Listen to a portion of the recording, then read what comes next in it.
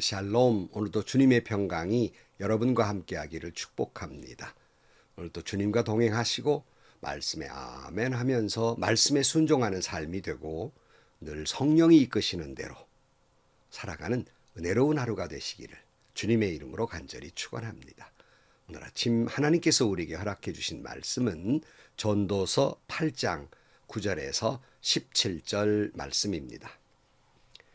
나는 이 세상에서 벌어지는 모든 일을 살펴보다가 이 세상에는 권력 쥔 사람 따로 있고 그들에게 고통받는 사람 따로 있음을 알았다. 나는 악한 사람들이 죽어서 무덤에 묻히는 것을 보았다. 그런데 사람들은 장지에서 돌아오는 길에 그 악한 사람들을 칭찬한다. 그것도 다른 곳이 아닌 바로 그 악한 사람들이 평소에 악한 일을 하던 바로 그 성읍에서 사람들은 그들을 칭찬한다.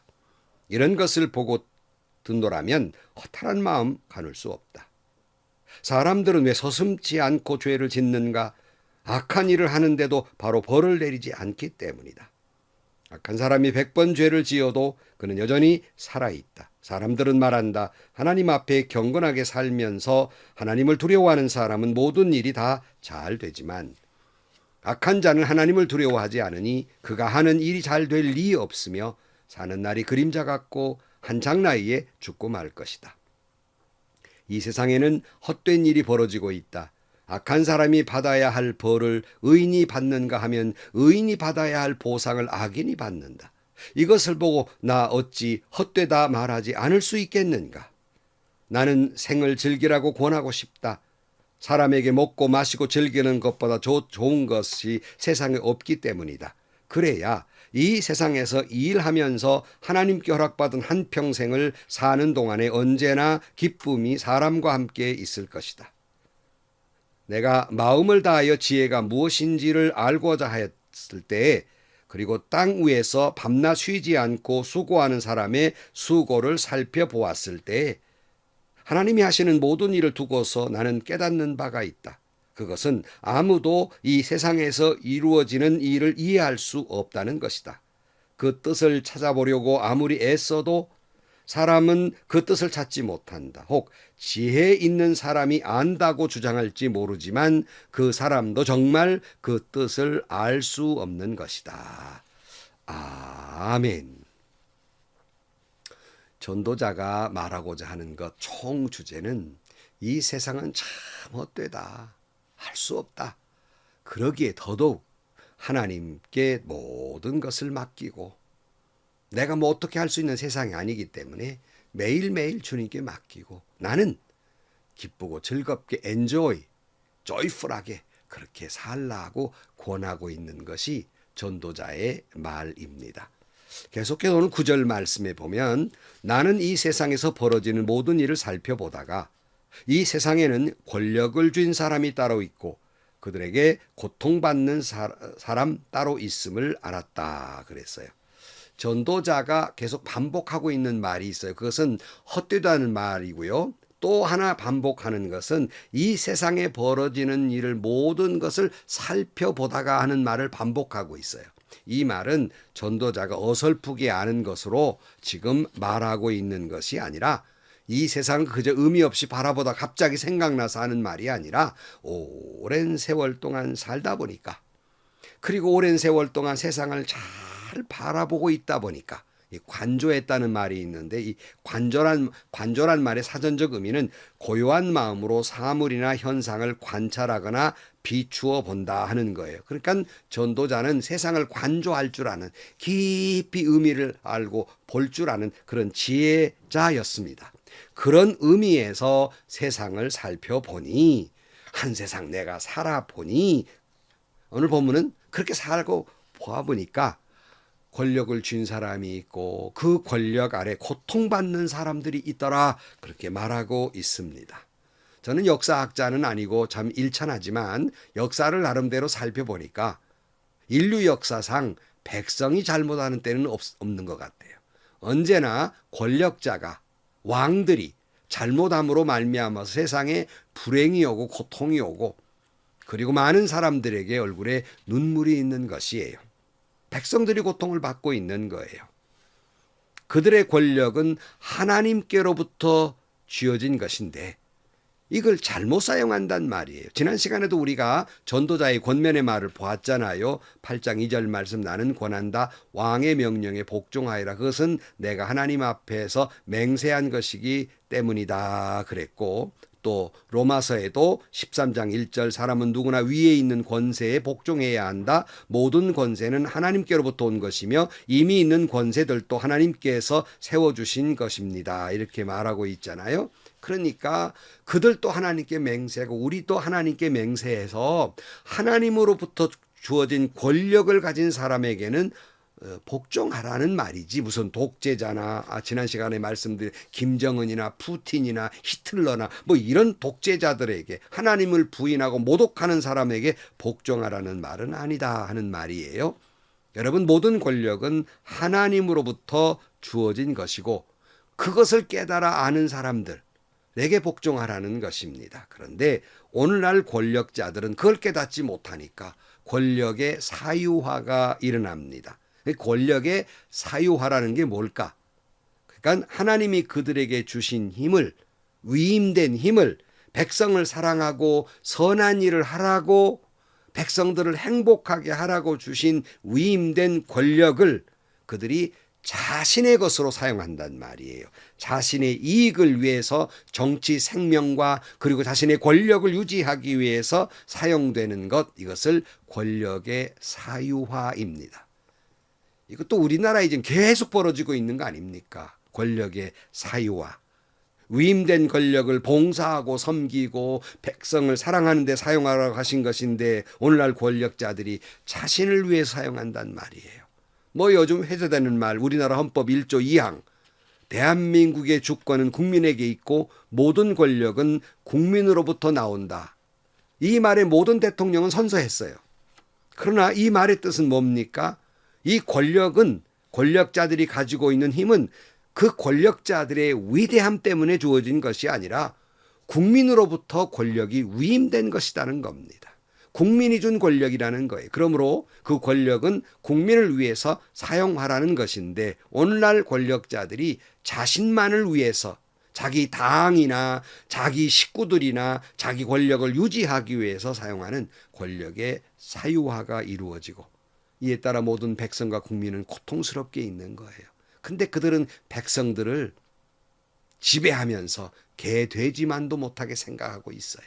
아니라고 강변하지만 그들의 의식 속에는 전혀, 백성은 그들의 의식 속에는 없는 겁니다. 그냥 도구일 뿐이죠. 말하면 듣는, 그저 노예까지는 아니지만 그런 정도밖에는 생각을 하고 있지 않는 것이 오늘의 불행이라고 볼 수 있습니다. 그러나 우리 믿는 사람들은 조금 달리 생각하지요. 모든 권력은 국민으로부터 나오는데 그 위에 모든 권력은 하나님께로부터 나온다는 것입니다. 하나님께 선서하고 하나님께로부터 위임된 권력을 가지고 국민들을 위해 섬기고 봉사하며 사용해야 되는데 전도자가 세상을 이렇게 보니까 그러지 못하더라 하는 거예요. 지배자와 피지배자가 있게 되더라 하는 말씀이에요. 창세기에 가보면 하나님이 아담의 갈비뼈를 뽑아서 하와를 만들어요. 그 사람들은 그럼 뭐 남자들이 여성을 지배하라는 말입니까? 사실은 그런 말이 아니라 모든 인간에 대한 말이에요. 하와, 여성뿐만 아니라 모든 인간은 서로, 이 갈비뼈는 심장을 보호하고 있잖아요. 서로 동등한 위치이고 그리고 서로 생명을 나누어 가진, 서로 지키고 보호해주고 사랑해야 될 동등한 관계라 하는 거예요. 생명을 나누어 가진 사이라는 말씀입니다. 그런 형제요, 동지라는 말이에요. 그만큼 서로 사랑하고 보호하며 살라고 이런 의미에서 아담에게서 갈비뼈를 뽑아서 하와를 만들게 되신 겁니다. 지배하라는 말이 아니에요. 그런데 여러분, 인간이 타락함으로 말미암아서 서로 보호하는 존재에서 지배하려고 들고 지배받는 사이가 되고 말았다 하는 것입니다. 10절 말씀, 나는 악한 사람이 죽어서 무덤에 묻히는 것을 보았다. 그런데 사람들은 장지에서 돌아오는 길에 그 악한 사람들을 칭찬한다. 그것도 다른 곳이 아닌 바로 그 악한 사람들이 평소에 악한 일을 하던 바로 그 성읍에서 사람들은 그들을 칭찬한다. 이것을 보고 듣고 있노라면 허탈한 마음을 가눌 수 없다 그랬어요.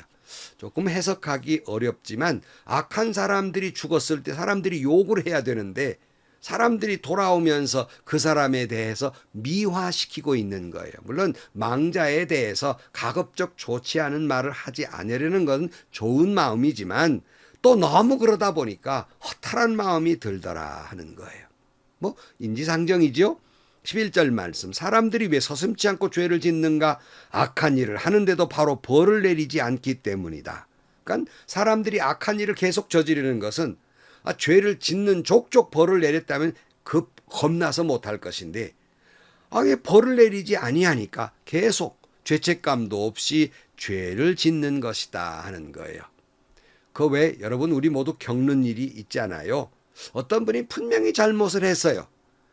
근데 법에도 이제 가게 됐어요. 그런데 너무나도 법을 교묘하게 잘 이용하고 법을 교묘하게 빠져나가서 무죄를 받으면서 자기의 정당화를 주장하고 미화시킵니다. 그래서 다시 말씀드리지만 유전무죄, 무전유죄라는 말이 나오고 있지 않습니까? 여러분, 법을 가진 사람들이요, 법을 지키는 사람들이 아니라 법을 교묘히 이용해서 법망에 걸리지 않는 죄를 짓는 거예요.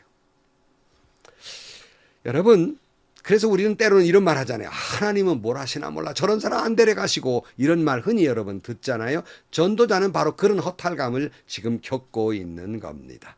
그런데 여기서 한마디 하고 싶은 것은 만약에 하나님이 저와 여러분이 죄를 짓는 족족 벌을 내리면 저도 여러분도 지금 살아남아 있겠습니까?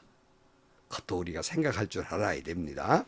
12절 말씀, 악한 사람이 100번 죄를 지어도 그는 여전히 살아있다. 사람들은 말한다. 하나님 앞에 경건하게 살면서 하나님을 두려워하는 사람은 모든 일이 잘 되지만 악한 자는 하나님을 두려워하지 않으니 그가 하는 일이 잘 될 일이 없으며 사는 날이 그림자 같고 한창나에 죽고 말 것이다. 그러니까 악한 자는 여전히 그렇게 즉각 벌을 안 내리니까 그냥 그 죄를 계속 짓고 사는데 전도자가 보니까 사람들은 말하고 있다는 거예요. 그래도 하나님 믿는 사람, 경건한 사람, 그거 다 잘 되고 하나님 믿지 않는 사람, 하나님 두려워하지 않으니까 잘 될 리가 없지 않겠습니까? 결국 그들의 생애도 짧지 않겠습니까? 하는 일반적인 이야기를 하고 있습니다. 그러니까 전도자가 지금 굉장히 혼란스러운 거예요. 여러분, 저희도 그렇게 믿습니다.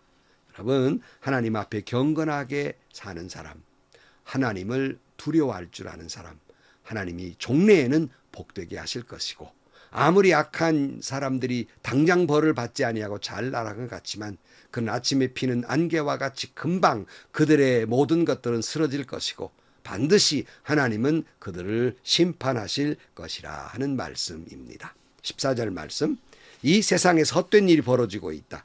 악한 사람이 받아야 할 벌을 의인이 받는가 하면 의인이 받아야 할 보상을 악인이 받는다. 이것을 보고 나 어찌 헛되다고 말하지 않을 수 있겠는가.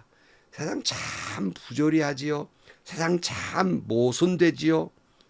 이런 현실을 이렇게 보니까 정말 마음이 아파요. 여러분 제가 설명을 안 드려도 정말 사기꾼 사람, 악하게 구는 사람, 이런 사람이 더 잘 나가요. 또 힘쓰고 애쓰고 열심히 살아온 사람은 오히려 그런 사람들에게 이용받아서 그들이 받아야 될, 의로운 사람이 받아야 될 복을 악한 사람들에게 다 뺏겨요. 순한 사람은 늘 순하기 때문에 그래요. 그러니까 너무 세상이 부조리한 거예요. 그러다 보면 이런 생각이 솔곳이 듭니다. 왜 내가 그 꼴을 당하려면 의인으로 살 필요가 없지 않는가. 나도 저 사람 악하게 구는 것처럼 나도 악하게 굴고 살고 싶은 생각이 들고 굳이 우리가 의롭게 살 수 없지 않는가 하는 생각을 갖게 됩니다. 그러나 여러분, 우리는 하나님의 자녀들입니다. 세상이 악하고 세상이 모순되었다 할지라도 우리는 악하게 살 수 없습니다. 그럼에도 불구하고 이 악한 세상에서 하나님께 다 모든 걸 맡기고 여전히 나는 하나님이 가라 하신 길, 의로운 길, 거룩한 길, 하나님을 두려워할 줄 아는 삶을 살아야 하는 것입니다. 그런 고통 가운데 있으면서도 전도자가 말하는 것, 하나님께 맡겼으니 엔조이, 기쁘게 살아라. 근심된 얼굴 하지 말고 다 맡겼으니까 고통스럽지만 힘들지만 얼굴에 밝은 미소를 지고 살라고 말씀하고 있는 겁니다. 여러분, 내게 이런 보상이 없다 할지라도 나는 여전히 의로운 삶을 살아야 합니다. 내게 돌아오는 것은 미움뿐이지만 나는 여전히 해야 될 것은 아직도 가야 할 그 길, 그것은 사랑의 길을 걸어가야 하는 것입니다.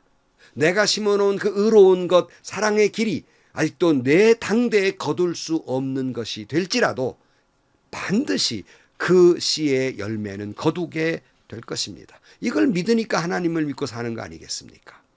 15절 말씀. 나는 생을 즐기라고 권하고 싶다. 사람에게 먹고 마시고 즐기는 것보다 더 좋은 것 세상에 없기 때문이다. 그래야 이 세상에서 일하면서 하나님께 허락받은 한평생을 사는 동안 언제나 기쁨이 사람과 함께 있을 것이다. 여기 생을 즐기라, 엔조이하라. 먹고 마시는 일, 이거 얼마나 좋은 것인가 하는 말을 하면서 그렇다고 막 타락하고 뭐 그렇게 살라는 말이 아니에요. 거룩하지 못하게 그런 쪽으로 엔조이하라는 말이 아니라 기쁘게 살라는 겁니다. 여러분, 세상이 악이 득세한다 할지라도 그럼에도 불구하고 나는 사랑하며 살고 의롭게 살고 거듭 내게 오는 것이 아픔이요 고통이지만 이것을 하나님께 맡기고 하나하나 이겨나가면서 여전히 내 마음의 평안을 잃지 아니하고 여전히 내 마음의 기쁨을 잃지 아니하고 그렇게 즐겁게 살라, 이렇게 권면하고 있는 것입니다. 여러분, 지금 여러분에게 있는 것이 소중한 거예요. 여전히 내게는 눈물이 기숙할지라도 하나님은 내게 그 눈물을 기쁨으로 바꾸어 주실 것입니다. 하나님의 말씀을 깨달은 사람은 그런 눈물 속에서 기쁨으로 살아가는 능력이 있게 되는 것입니다.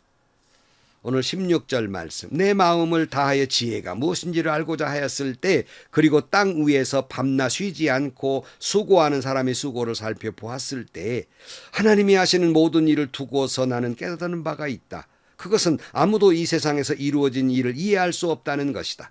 그 뜻을 찾아보려고 아무리 애를 써도 사람은 그 뜻을 찾지 못한다. 혹 지혜 있는 사람이 안다고 주장할지는 모르지만 그 사람도 정말 그 뜻을 알 수 없는 것이다.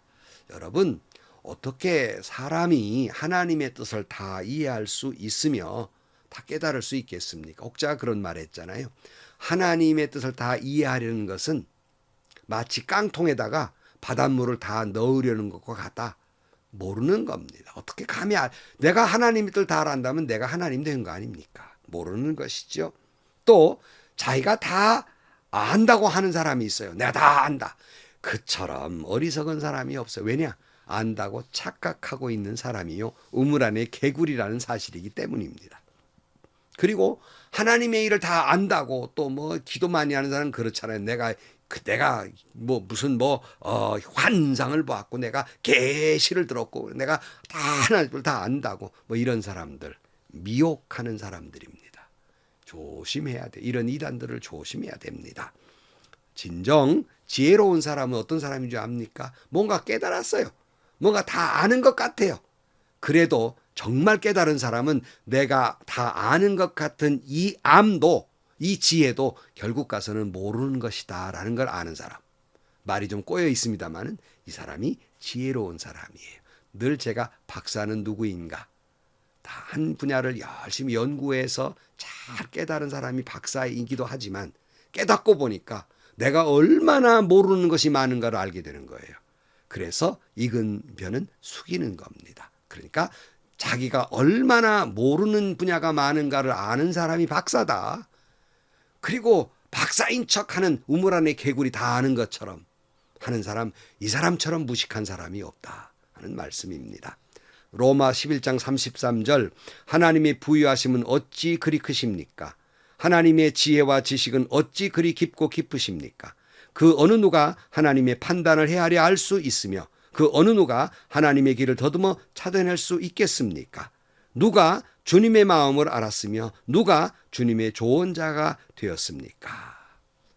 인간은 이처럼 연약한 존재예요. 한계가 있는 존재예요. 본문에서 전도자는 이렇게 권면하고 있는 겁니다. 누가 하나님의 길을 알겠는가? 참 세상이 모순되고 참 세상이 이처럼 악인이 득세하고 의로운 사람이 도리어 고통받는 이 세상 속에서, 이 모순된 세상 속에서 어떻게 하나님이 하시는 일을 이해할 수 있겠는가? 다 우리는 알 수 없다는 겁니다. 그렇다고 허무하다고 절망하고 있겠는가? 그러지 말라는 겁니다. 그 속에서 하나님이 역사하시고 계시기 때문에 모든 것을 다 하나님께 맡기고, 나는 오늘 이 순간 내게 있는 주어진 삶의 길을 뚜벅뚜벅 걸어가면서 그것도 기쁘고 즐겁게 얼굴이 예수님 얼굴처럼 평화롭게 그렇게 살라고 전도자는 권면하고 있습니다. 기도하시겠습니다. 하나님 아버지, 세상이 부조리하고 모순됐다고 하는 건 우리 너무나 잘 압니다. 그러나 모순된 세상 속에서 믿음의 길을 간다는 것이 우리 연약한 인간에게는 너무나 힘겹고 어렵습니다. 주님, 그럼에도 불구하고 우리가 어찌 하나님의 섭리하심과 그 마음과 그 길을 다 알 수 있겠습니까? 모르는 길이기에 이해할 수도 없고 이해할 수도 없기에 도리어 모든 것 하나님이 섭리하심을 믿고 주님께서 가라한 길을 뚜벅뚜벅 걸어가는 저희들 되게 하시고, 여전히 내 삶에는 괴로움이 있고 고통이 있고 이해할 수 없는 어려움이 있어도 주님을 믿기에 마음의 평안을 잃지 아니하고 얼굴은 언제나 주님을 향한 얼굴이기에 밝고 빛나는 미소를 띤 삶을 살아가는 저희들이 되게 하여 주옵소서. 예수님의 이름으로 기도하옵나이다. 아멘. 여러분, 찌둥그리고 살던 웃으며 살던 제 자유지요. 그러나 적어도 우리 신앙인들은 정말 힘들죠. 정말 악인이 득세하는 세상 속에서 거룩히 산다는 건 너무너무나 힘겨운 일입니다. 저항도 많고 때로는 부당한 일을 당할 때도 많습니다. 그래도 우리는 그럼에도 불구하고 하나님이 가라한 거룩한 길, 하나님의 자녀로서의 길을 걸어가야 합니다. 사랑하며 살아야 합니다. 용서하며 살아야 합니다. 왜요? 하나님이 섭리하실 걸 믿기 때문에. 나는 다 지금은 이해 못하지만은 그래도 주님께 맡기고 여전히 여러분의 마음에는 주님이 주신 평안과 여러분의 얼굴에는 그 얼의 모습, 아름답고 행복한 모습으로 살아가는 오늘도 미소 띠며 살기를 주의 이름으로 축원합니다. 행복하시고요. 좋은 일이 가득한 하루가 되시기를 주님의 이름으로 간절히 축원합니다.